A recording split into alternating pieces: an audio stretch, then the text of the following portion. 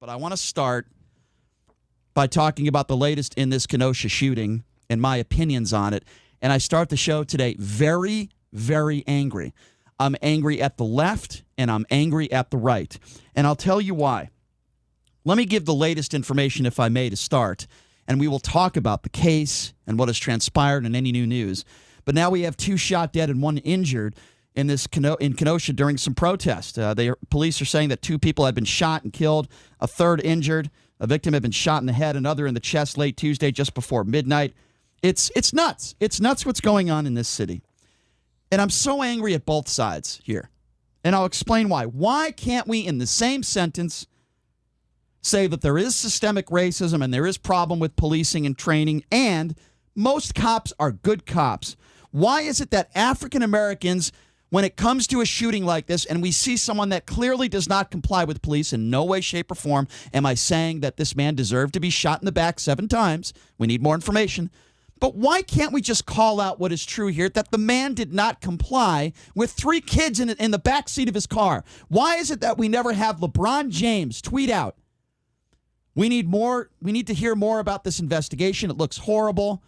You have to comply with police officers. We never hear any prominent African Americans making statements like that, and that pisses me off. While I say LeBron James, why can't we in the same sentence, whether you're a Republican or a Democrat, why can't we say in the same sentence, LeBron James should be more careful with his words on social media, and so should Donald Trump? Why can't we say that in the same sentence? Well, I just said it, folks.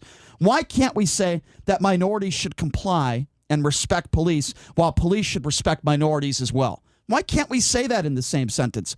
You know, why can't we say that there should be no violence, no rioting, and it should all be condemned, but peaceful protesters should be praised, not all called Marxists? Why can't we do that in the same sentence? Why can't we attack both sides of the aisle, both conventions? We can't do that. We're either on one extreme or the other. Either all cops are bad, fry them like bacon, or all cops are good and racism or systemic racism doesn't exist. I'm so tired of it.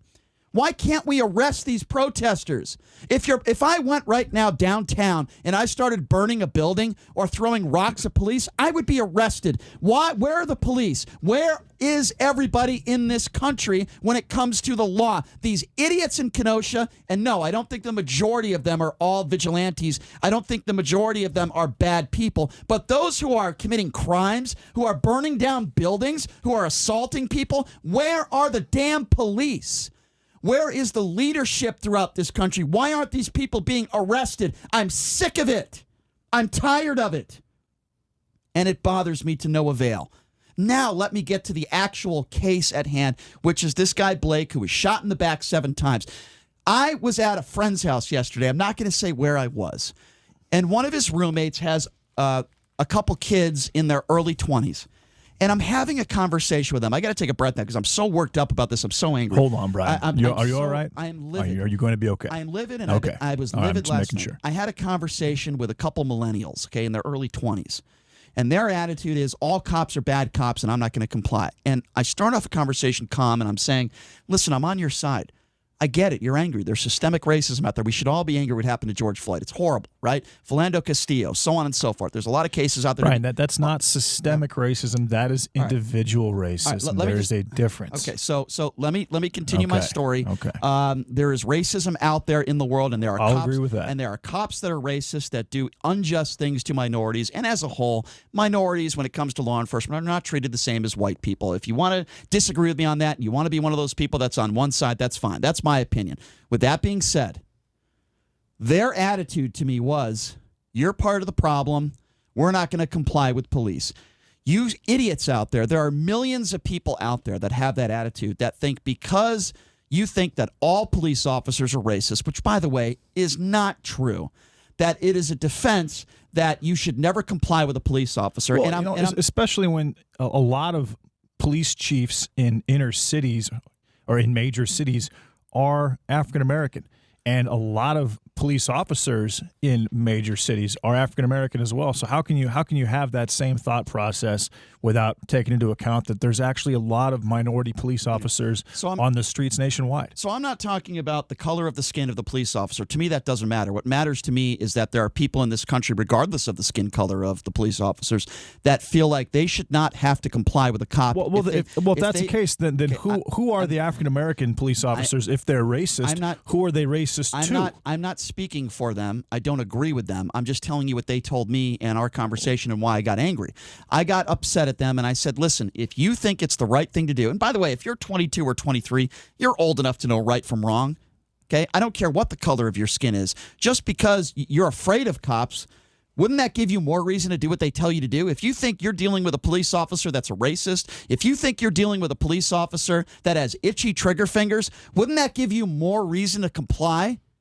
So I'm having this conversation with these two ignorant millennials, and I'm thinking to myself, this is a no-win situation for me. They're too dumb to realize I'm on their side. That's number one.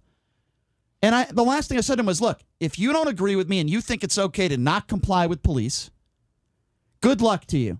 Let me know how that works out. And then we go to this story. And by the way, the argument I was having, debate turned into an argument with these two millennials. They didn't even see the video. They didn't even see the Blake video. They just assumed that the officer was in the wrong. And look, I don't know. I look at this scenario with this shooting, and here's the way I look at it, okay? There are a couple different scenarios that could justify shooting somebody in the back. Let me give those to you. And in no way, shape, or form am I saying that this happened. I'm just giving you the scenarios here. We know that he got into a scuffle. And I'm not going to, we know that. We know that he wasn't complying with police. I just talked about how I feel about compliance with police officers. I don't care what you look like. I don't care what the color of your skin is. It's never an excuse to never comply with a police officer. Put your damn hands up. Put them behind your back.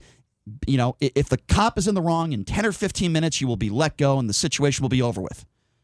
With that being said, if this man had a knife on him or if he had a weapon in his car, and we're learning that Blake's family attorney said he had no weapon in his car. But if he had a weapon in his car and he tells the police, I'm going to my car and I'm going to get my gun to kill you or something along those lines. If you notice, the police officer does not shoot him until it appears as though he opens the car and he's reaching for something. Right. Okay, I don't know what he was reaching for. I don't know if he had a weapon. All I'm simply saying is these are the scenarios, the only scenarios that could justify shooting somebody like that. Now, I have concerns about this case. Here's why. And honestly, even if that's the case, and the problem is, and we talked to Rayshawn White yesterday, and he said that he did hear the police officers say, drop the knife, drop the knife. And the photos that I saw, the stills, it looked like he had a knife in his hand to me. I am not going to make that statement. That being said, if he told police that he was going to grab his gun and shoot them, and we don't know if that happened. If he did, and there wasn't a gun in the car, how would the police possibly know that? Okay. And they would have reacted the same way in kind. That being said, I think 7 shots in the back is too many. We don't know if he had a knife. We don't know that, and we don't know if he had any weapons. All we know is that the Blake family attorney said he did not. So I take it a step further now, and it's pretty simple. We have to wait until more information comes out. We have to wait until more evidence comes out to find out whether this police officer was justified or not. But I am going to tell you this right now. And I'm sick and tired of people rushing to judgment. And I don't like to sit here and say, well, he definitely had a knife on him. We don't know. Here's what we do know. He didn't comply. He got into a scuffle with police. We talked about this with George Floyd, and we know that Officer Chauvin is a murderer. Nobody can justify what Officer Chauvin did to George Floyd. But we did talk about George Floyd's past. And the reason why some people are talking about Blake's past is because I don't want people to, and I think it's wrong, to perceive this guy Blake as some sort of hero. He's committed sexual assault. He's committed domestic battery, and not a good dude.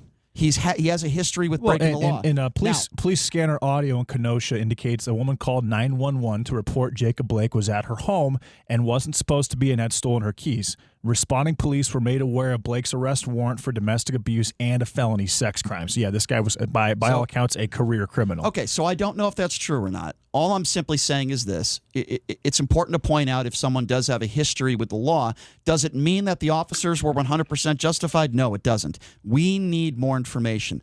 But just as I say every day on this show, that President Donald Trump's tweets at times are extremely irresponsible and not factual, I call out LeBron James and those African Americans that have huge platforms. Make no mistake about it. What LeBron James says on social media to me is probably just as important, sadly, as what President Trump says on social media. They both have huge followings. And LeBron James jumps to conclusions like many people are when we don't have all the facts. It's dangerous to society. It's dangerous. I don't know whether that officer is justified or not. We're going to find out. I am confident that we are going to get the evidence that we need to find out if there was any justification. And guess what? If that officer was not justified, I don't want him to be charged. I want him to spend the rest of his life in jail. Simple as that. Simple as that. But and it won't be the rest of his life. But if he was not justified, and we talked about this 2 days ago, he should at a minimum be fired and spend somewhere between 10 and 20 years behind bars. Okay, well, in my personal opinion. All right, well, but that being said, at this point, how can you say that this is about race? Because right now a lot of these athletes, like LeBron James, claiming that police officers just woke up one day and decided they wanted to kill a black person, or that black people, for example, are hunted every time they leave their homes. Okay. I mean, that rhetoric is so poor for racial relations nationwide, and it vilifies police officers. But how can anyone right now, based on what we know about this case, how can they say that just because Jacob Blake is African American and this police officer is Caucasian, that is why he shot him in the back? Let me respond to that. And if you listen to the first 5 minutes of the show, this is exactly what I'm talking about. I'm trying to attack both sides here, and I'm trying to be as fair. No, as I'm not talking about you. I'm saying right now these athletes nationwide. I know you're not talking about and me. People like Sean King who are talking about doxing every single. I know you're not talking about me. Kenosha, Wisconsin police officer until they release the name of this particular guy, because that doesn't happen either. Okay, I know you're not talking about me. Let me just finish what I was going to say. This is my problem here. Okay? And we need to be fair. At least I'm trying to be fair when we talk about these types of things. Okay? There is racism in society. There are cops out there that are racist. I agree. There are injustices that happen to minorities, and it is a fact that an African American is 2.5 times more likely to be shot by a police officer. That is not a fact. Now I know you want to. That is not a fact. All right, listen. It just isn't. I know you want to take the side of there is no racism. Larry Elder is about to take the exact same side as me when we have him on in an hour and a half. Well, we don't have him on now, so we're not going to talk about Larry Elder. When we do, if I can finish, I'll ask him the same question. So if I could finish, if you can tell me a situation that has happened in the last 5 or 6 months. Happened to George Floyd, and then happened to Blake. In this instance, can you name me a situation where a white man was shot 7 times in the back by a black man? If you can give me a situation that a black police officer was shot by a white person in the means that happened to Blake, or a white man in the situation of what happened to George Floyd, then I'm willing to listen. But the bottom line Brian, here, hold on a second. Death takes place every single day. Hold on a second. Police officers are involved in officer-involved shootings every single day. The problem is the ones. No, I try to be fair. You just opened up the can of worms, Brian. But the ones involving Caucasians do not get the press as the ones that are involving African Americans. So honestly, I would have to do some research and find that out. But there was one. There's one particular situation where a Caucasian man entered his door. He was playing video games. He had his cell phone in his hand. He was reaching for his cell phone, and he was shot dead in his own apartment complex. That was like 2 or 3 months ago. So, folks, it happened in Kentucky. I can't recall the guy's name or the specifics of the case. But things are taking place all the time. I mean, especially right now with how high crime is nationwide, with what's going on right now. All right, so let me respond to that, and you're trying to say that just because I can't tell you an exact example with the same specific details that happened to Jacob Blake that has happened to a Caucasian person at the hands of an African American police officer that. So somehow that justifies how this is racist, that's just not true, Brian. That's not what I said. I don't know if this was racist. That's what you're leading. That's what you're leading in by making that example. You got to listen to me. I'm listening to you. I'm fully listening to you, Brian. I don't know if you listened to the first 5 minutes. I listen to everything. Okay, so I'll say it again so that you can hear it again, and then I'll take some phone calls at 702-257-5396.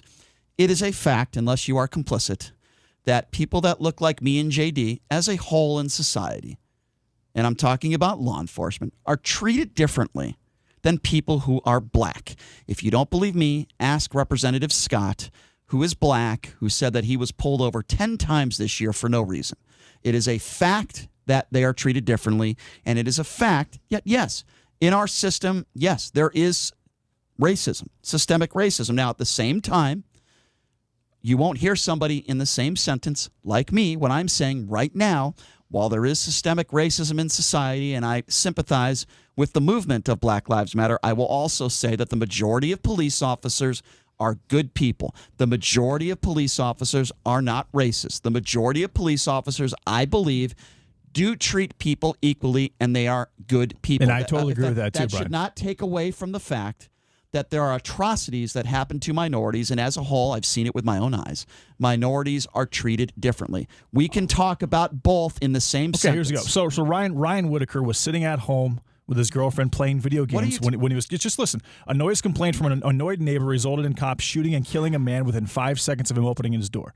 Ryan Whitaker opened the door holding a gun in his right hand, which is legal in Arizona, but it made the cops fear for their lives. So the cops shot him in his own home while he was holding a gun. He just got up from playing video games. He is Caucasian. One of the police officers was African American that was involved in that shooting.